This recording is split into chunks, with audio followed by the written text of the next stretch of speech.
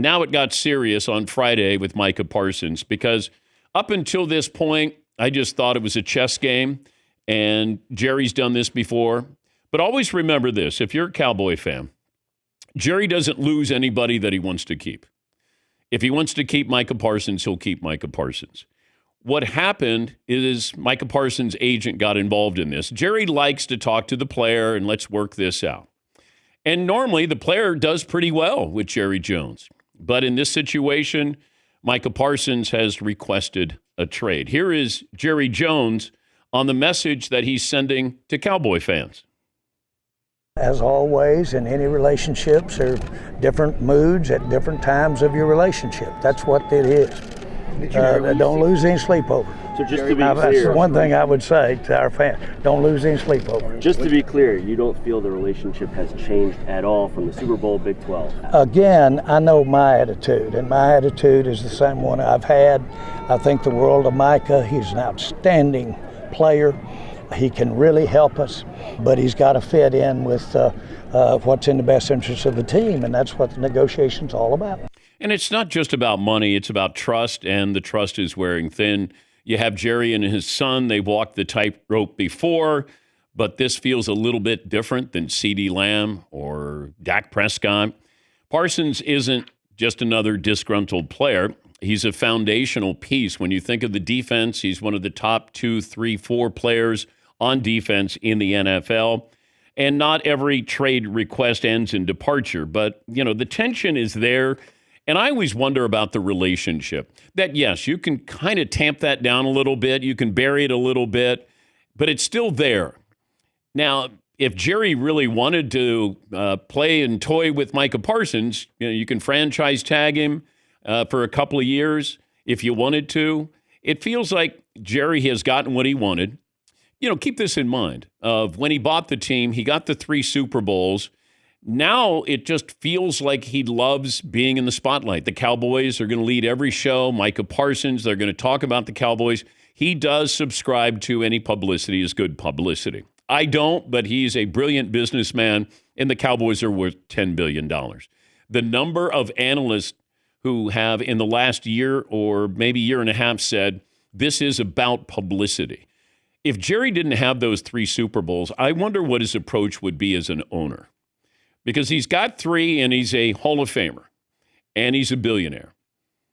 I think he craves the attention. I think he loves the attention. They haven't won anything. Now, they've flirted with some good seasons that end up, it's a crash, a thud. But I just wonder about Jerry when it comes to having a microphone in his face, cameras in his face, everybody waiting to talk to you, waiting to see what you say. And sometimes maybe lack of urgency has always concerned me here. You're probably the 3rd best team in your own division. I just don't think you can play games like this.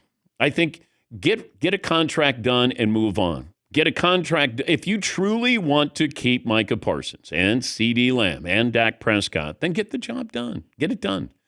Because if you're going to wait, every time you've waited, it's cost you more money.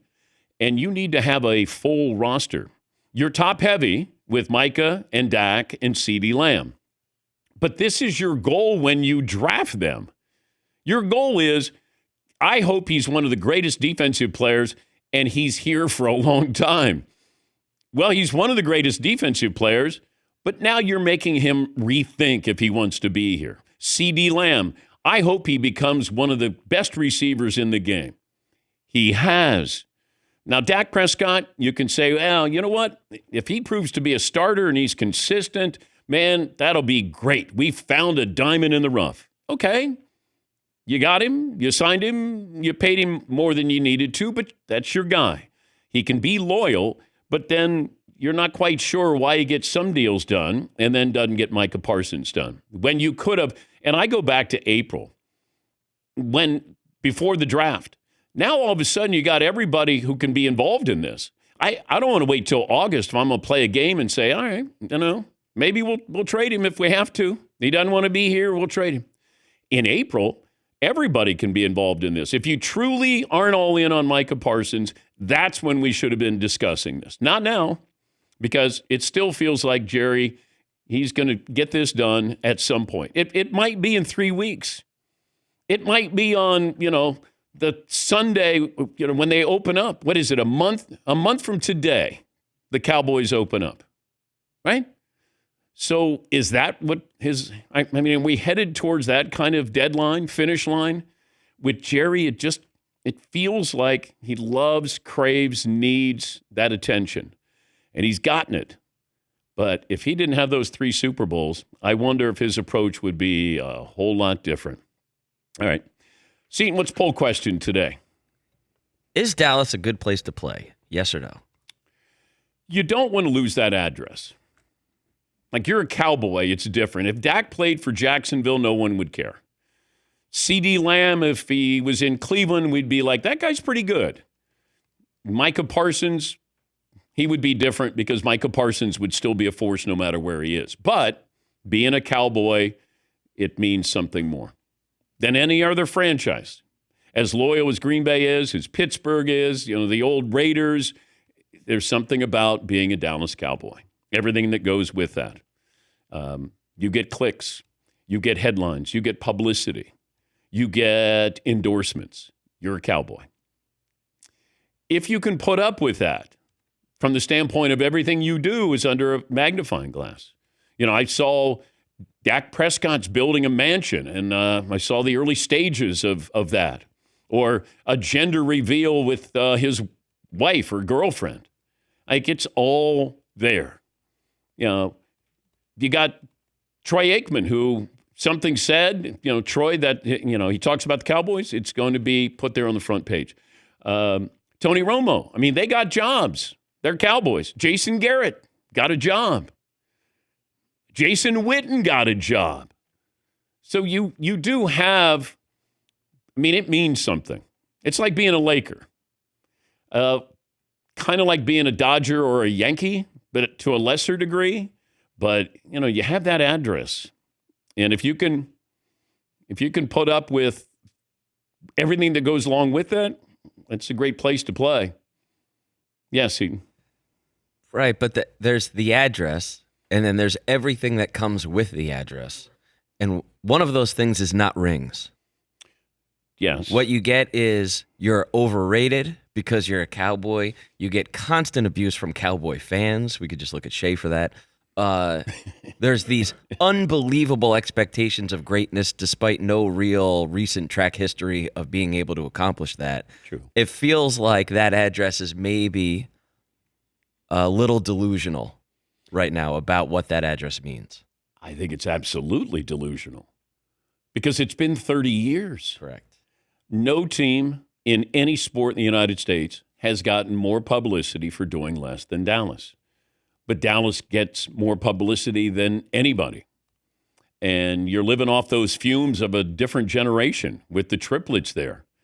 And Jerry has built up this house credit that, hey, he still means something.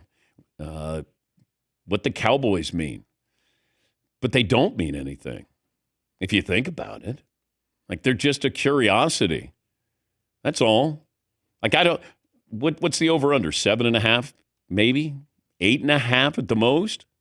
Maybe they make the playoffs this year, if all goes well. Here's another thing that's kind of lost in this, in my opinion. You have Brian Schottenheimer, who's a first-time head coach. It's already tough enough to coach the Cowboys. Now we're going to, give you a degree of difficulty here.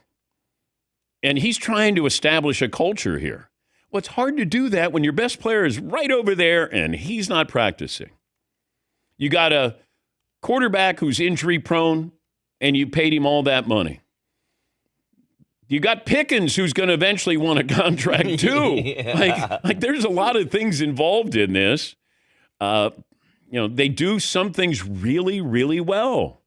And then there are other things where you go, and this is where the attention to detail, I think, has cost them greatly.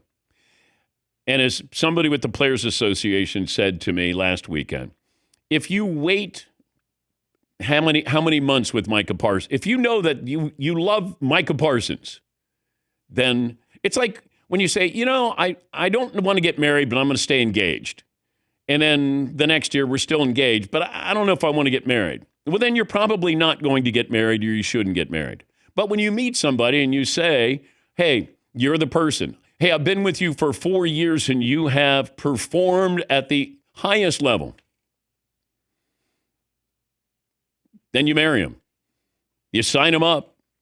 But Jerry's like, I don't know. He could get hit by a car. What? What? He could. And so could you.